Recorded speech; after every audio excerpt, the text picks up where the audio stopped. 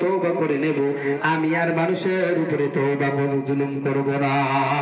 বুঝলেন না? যদি কেউ বলে যে বাদশা হাজ্জাজ ইবনে ইউসুফ সঠিক রাস্তা যাইবো, খারাপের থেকে ভালো হয়ে যাইবো, ওলামায়ে কেরাম যাইতো না তারে তওবা করার লাগা? কথা কয় না? যাইবো নি? সমাজের মধ্যে যদি একটা নিকৃষ্টতম মানুষ থাকে আর সে যদি একজন আলিমের কাছে যায় বলে আমারে তওবা করাইয়া দেন, আমি ওয়াদা করলাম সঠিক রাস্তাতে আসবো, কোন ফলাইতো না? নিশ্চয়ই বড় ওলামায়ে কেরাম জমা হয়ে গেল। বাদশা হাজ্জাজ ইবনে ইউসুফ খাওয়া দাওয়ার ব্যবস্থা করলেন। এমন অবস্থায় বাবা আমার, বন্ধু আমার, বাদশা হাজ্জাজ ইবনে ইউসুফ তওবা করার কথা উলামায়ে কেরাম বললেন, আগে আপনি তওবা করেন তারপরে আমরা খাবো।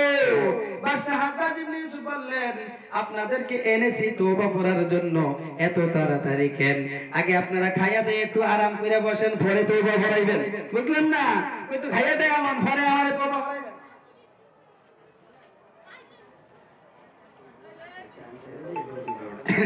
বাবা আমার, বন্ধু আমার, বাদশা হাজ্জাজ ইবনে ইউসুফ এই কথা বলার সঙ্গে সঙ্গে কি করলো?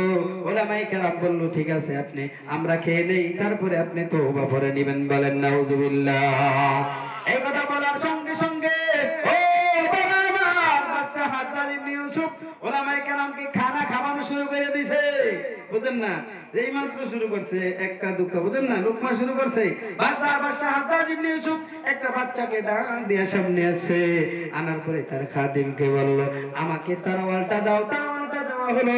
উলামায়ে কেরামের সামনে ওই ছোট কচকচা মাসুম বাচ্চাটার কল্লাটা আলাদা করে দিল। বলেন নাউজুবিল্লাহ।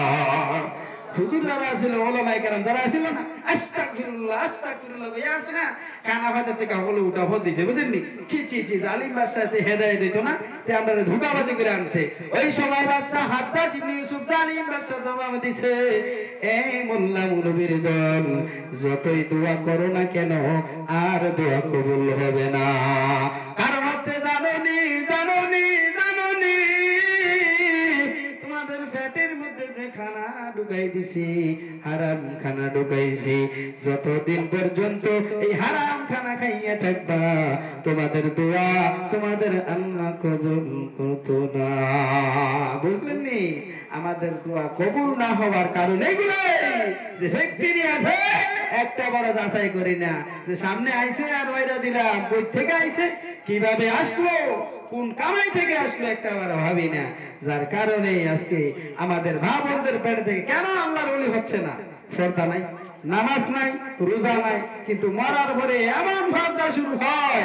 দেখবেন কেউ যদি মারা যায়, ঠিক আছে নি মারা স্যার, ঠিক আছে নি মারা গেলে দেখবেন যখন মুর্দারটা মিম্বরের সামনে এনে রাখে মসজিদের মাঠে, এমন ভাবে বাবা আমার, বন্ধু আমার, পর্দা করে চারিদিকে দিয়ে 14 রকমের কাপড় দেখো, এরা খুঁজে দেখো কথা কও, কিন্তু জীবিত থাকা অবস্থায় একবার মনে হয় না মাথা কাপড় দিছিনি। কথা কন না? আরে ভাই আমার, যদি আমাদের মা বোনদের কি পর্দা না শিখান, আমাদের মা বোনদের যে ফ্যাক্টরি রয়েছে, এখান থেকে আল্লাহর ওলি আসবে না। কথা কয় না কা? আল্লাহর ওলি আসবেনি? আসবে না। আমাদের দরকার, আমাদের প্রয়োজন বাবা আমার, বন্ধু আমার, আমাদের মা বোনদেরকে পর্দায় আমাকে আপনাকে রাখতে হবে। কথা বলেন ঠিক না? আল্লাহ রাব্বুল আলামিন আমাকে আপনাকে যতটুকু শুনেছেন, আপনি যতটুকু বলেছি, সর্বপ্রথম আমাকে এবং আপনাদের সকলকে যেন আমল করে জিন্দেগিতে বাস্তবায়ন করার তৌফিক দান করেন। সকলে বলেন আল্লাহুম্মা আমিন। ওয়া আখিরু দাওয়ানা আলহামদুলিল্লাহি রাব্বিল আলামিন। আসসালামু আলাইকুম ওয়া রাহমাতুল্লাহ। দোয়া করবেন। হ্যাঁ।